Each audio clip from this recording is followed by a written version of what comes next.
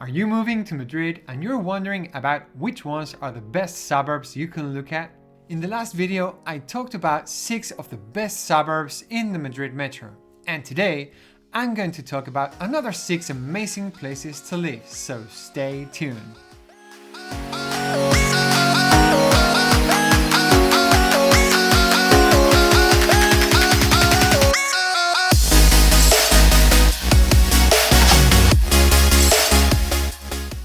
What's up everybody, this is Pablo Jurado from the Keller Williams Realty Group in the northwest of Madrid.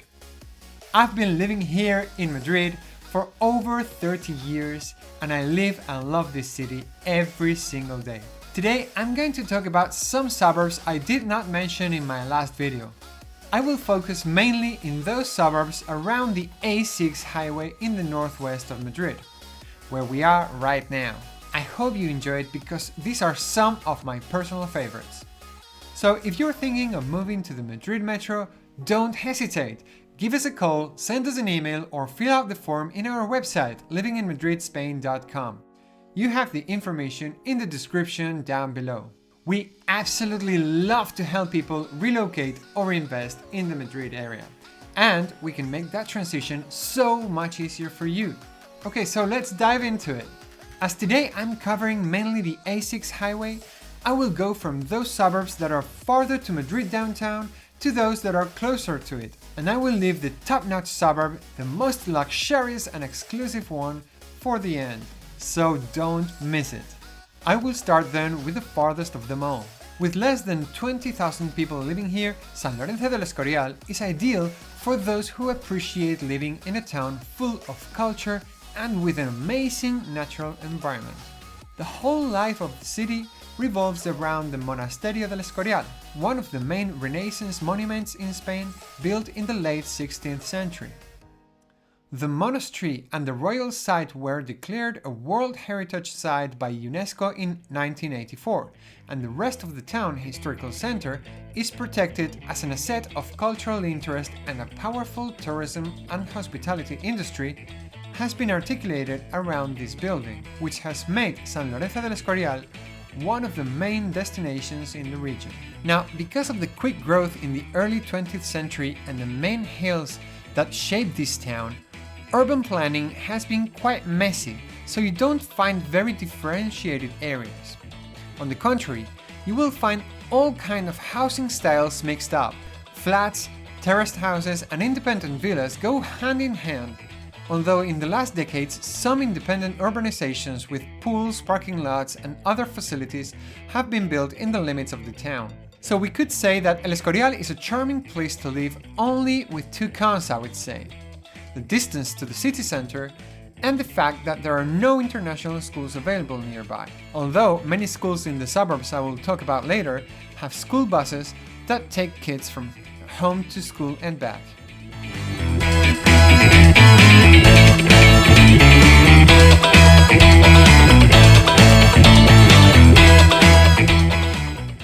Okay, next, let's talk about the Sierra de Guadarrama. This is not exactly a single suburb, but a big area with lots of little towns and villages, but with many things in common. As you can see, the Sierra de Guadarrama is the farthest to the northwest you can go in Madrid when driving through the A6 highway.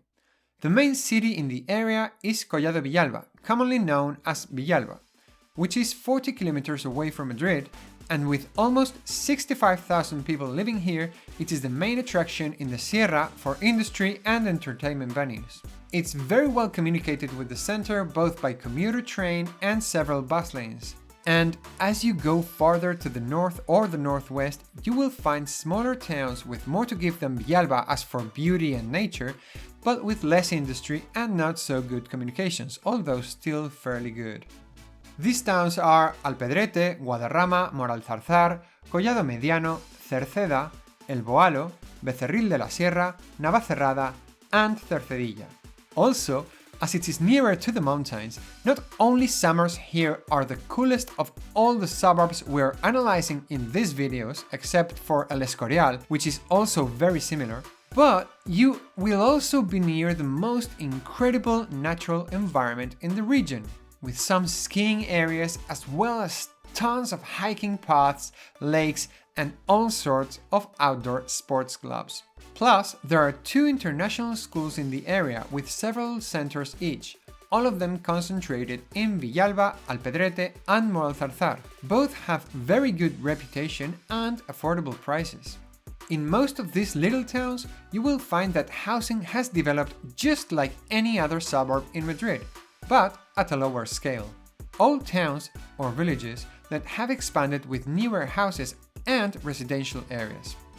Among these towns, I have my personal favorites, which are Collado Villalba for the services and the venues, and Becerril and Navacerrada for the beauty and the nature. But if you want to know more about this area, leave a comment down below so that I know it.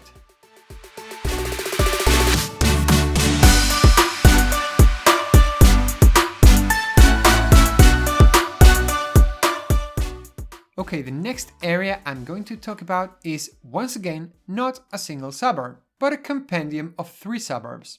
I've decided to show them as a singular suburb area for 2 reasons. First of all, they are very close between them and at a similar distance from Madrid, taking around 25 to 30 minutes to get there. And they are so similar to each other in so many ways that if you like one, you will like the other 2 for sure.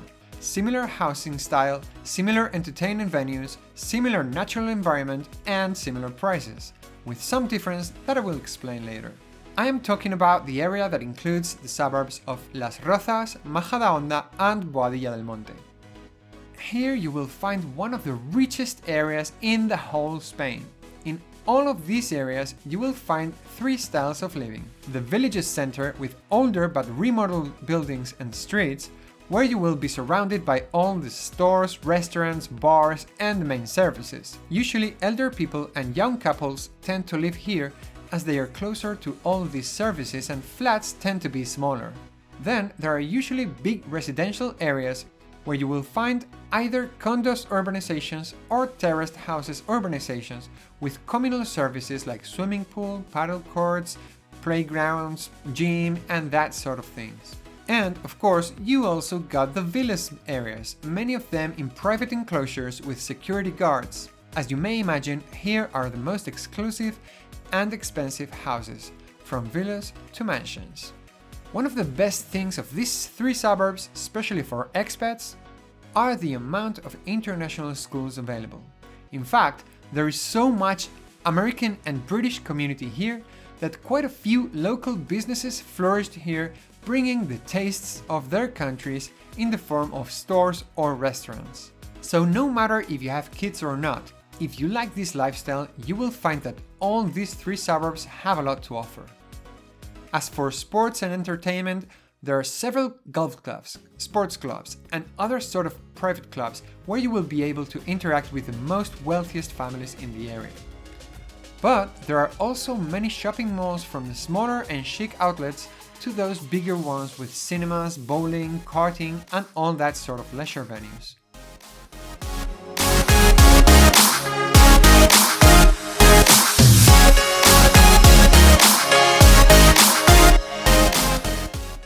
And if we were just talking about some of the richest areas in Spain, let me finish this video with the crème de la crème, the top-notch suburb in the whole country. I'm talking about Pozuelo de Alarcón.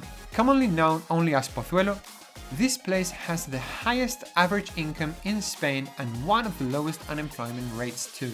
Over 10 different international schools, among which we can find the prestigious British Council School and the American School of Madrid, and some of the best public and private universities in the country, make Pozuelo also one of the highest quality learning hubs in Spain. Of course, you will also find shopping centers and all sorts of leisure venues and a couple of areas where there are many restaurants and bars to enjoy free time. Pozuelo is also home to some big international companies like the French telecommunications company Orange Spain, Microsoft or Burger King, among others, so there's plenty of job offers here. Other than that, Pozuelo is very near to the capital, only separated by the beautiful Casa de Campo, so you can be in the city center in like 15 to 20 minutes. Many people work in the center and go there every day by car or by public transport.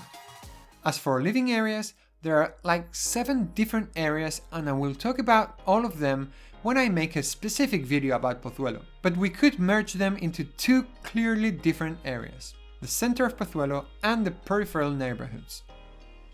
First, we have the center of Pozuelo, where there are around 45% of flats or condos, 40% of terraced or semi-detached houses, and around 15% of independent villas. While in the peripheric neighborhoods, you get up to 42% of standalone villas, 32% of terraced or semi-detached houses, and only 26% of flats and condos, most of them condensed in the southern part of Somosaguas.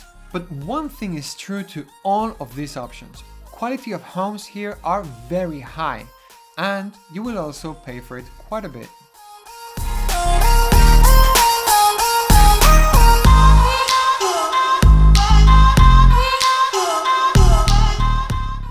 And this is it for the moment.